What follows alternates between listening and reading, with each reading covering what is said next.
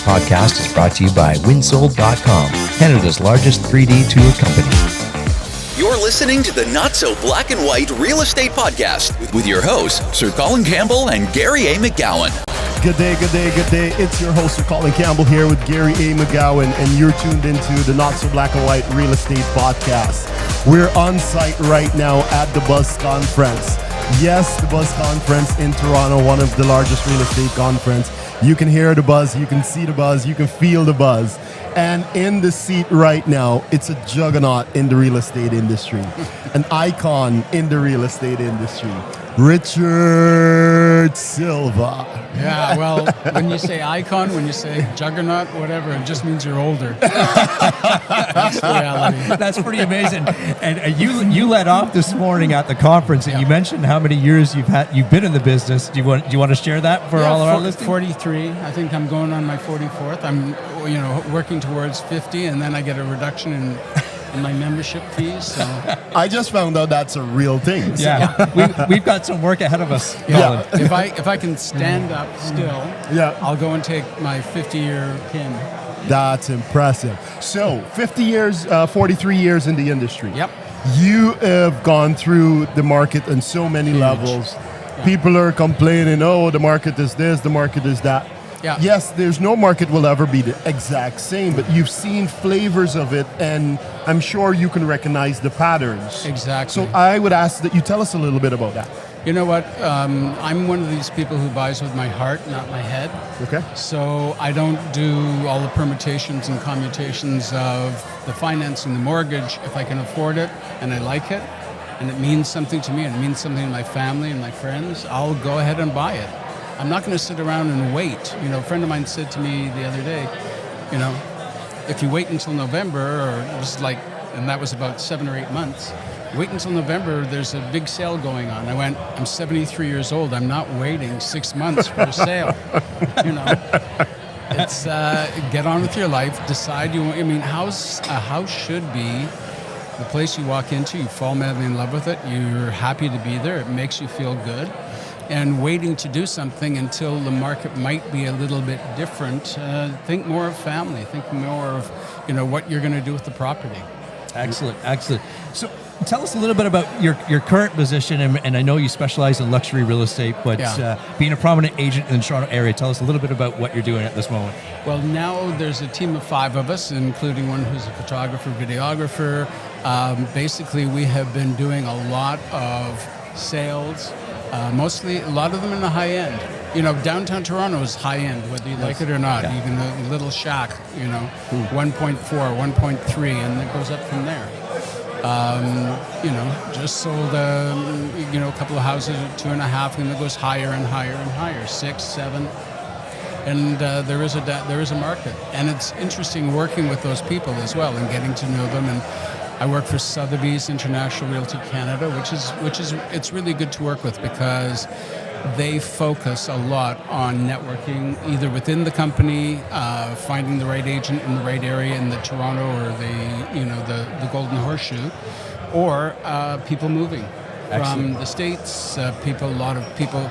We've been dealing with a lot of people who went to the U.S., made their fortunes, whatever, and have decided to come back because their parents are aging. They want to be with them. They want to be with their family and friends from 30 years ago, and they come back to Toronto for a part of the year.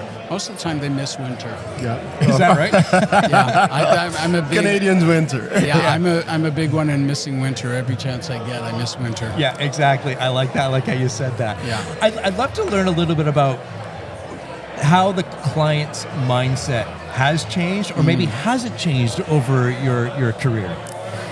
Yeah, the client's mindset has definitely changed, but also, you sort of grow. Like I was talking with a chap earlier, and who said, he's very young, and I think when you're young, a lot of your clients are going to be young. They're going to be very concerned about first-time buyers. They want to be very concerned about the rates and what's happening in the marketplace, but as they get older and they get used to buying and selling and leading with a little bit of different goals in their life, like schools are important. They change, and then once they get to a certain point where I could see that they are really luxury buyers, then they absolutely have no restrictions whatsoever. They can buy anywhere, do anything they want, and those people they're interesting to work with. They can be a challenge to work with. So I know because of Netflix and television now, almost every agent wants to be a luxury agent.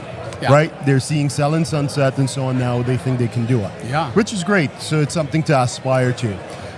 How have you seen the luxury market change and what is required of the real estate professional over the years? Well, first and foremost, I want to tell you that all of those shows, they're not necessarily our friends as realtors, because a lot of very seldom have I ever gotten into an argument, or we're mostly a very, very supportive group. There are people out there who you're not going to support, but for the most part, people are very, they look at the long term, they look at, repeat business, and they're very positive about it. So when you see something on HGTV, it may not be as it's a reality. Mm-hmm. But moving on from that, I think people are now, they have more access to technology. They have more access to. One of the things that I love is I'm part of a group out of the United States it's international. It does other areas. And we use the basis of something called WealthX. So I can get details on what a high-end user, or what one of the millionaires that we can deal with, what they donate to, what their hobbies are, how many cars they have, how many houses they have, who's on their boards. And if I know somebody who's on their board, I can pick up the phone and say, hey, you know what? I know that your boss likes blah, blah, blah, blah, blah. They might like this house that we just listed. So it also gives us access to data about people and what they're doing. And it's, some of the technology is challenging at times, because you want to really, really focus on people rather than your iPhone. Yes. But, that's just one of the things. When we started out, absolutely no technology whatsoever. Technology was not available. I had a Commodore 64, if you even know what those are.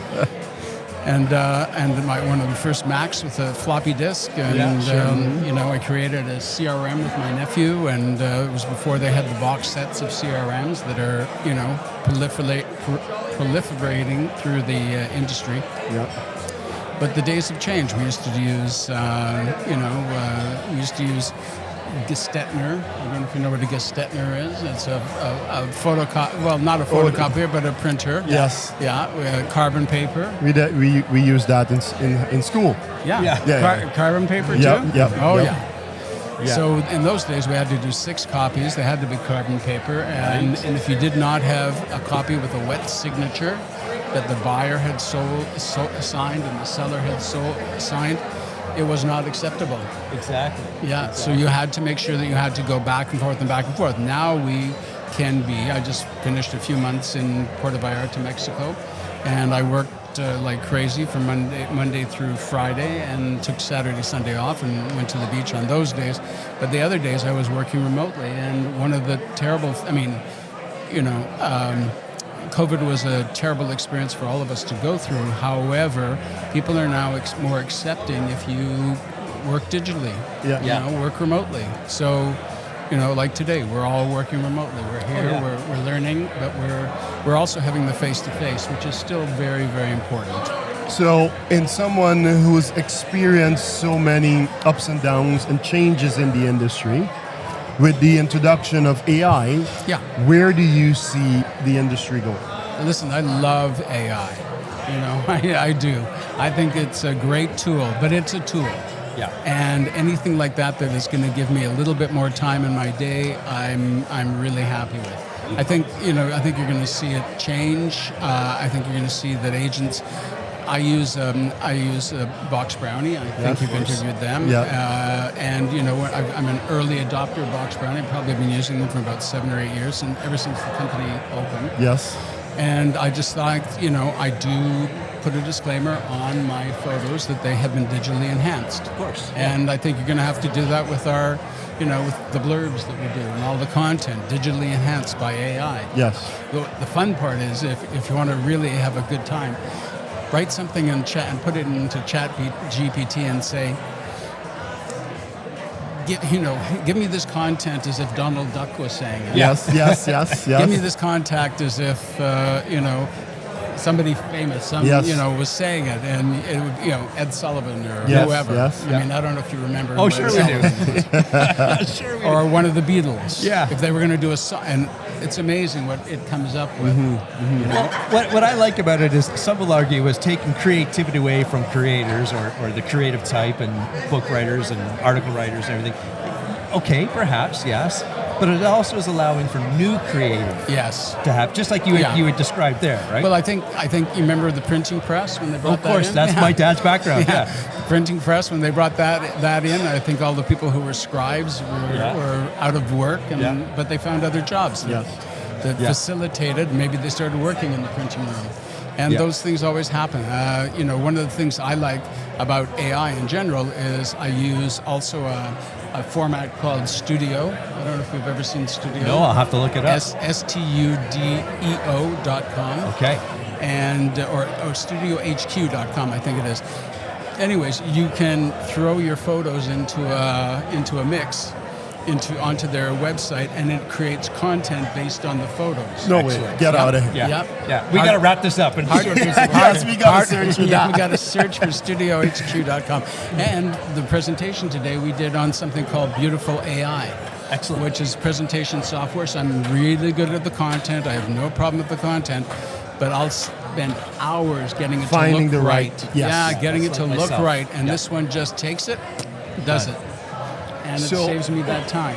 Here is someone who's been in the industry 43 years, and you're using new technologies, added tools for your tool belt. Oh, yeah. You're not fighting against it. No. You're like, bring the change, I'm going to just ride this Exactly. wave. Yeah. Now, do you see this, how long do you see the real estate professional as we are currently existing in this role? Do you see us? I think you're going to stay. I think you are going to stay. We're going to talk about some changes that we would like, or that agents would like to see. I think because of efficiency and because of all these tools, they want a more efficient MLS system. Yeah. They want data to be presented and given to us in a better way. And I think you're going to see those kind of changes. But I think it's always going to be a face-to-face. You're really going to be the consultant. You're really going to help the client make a decision. And I think that's what's most important. Well said. Yeah. No, and you took the question out of my mouth. Is one thing I admire about you, Richard, is the fact that you are adapting, and you even said an early adopter of the technology or the tools that we have. Yeah, there was Treb is now changing over their system into a new, and somebody in my office was complaining and saying, "Oh my God, blah blah blah, I don't like change."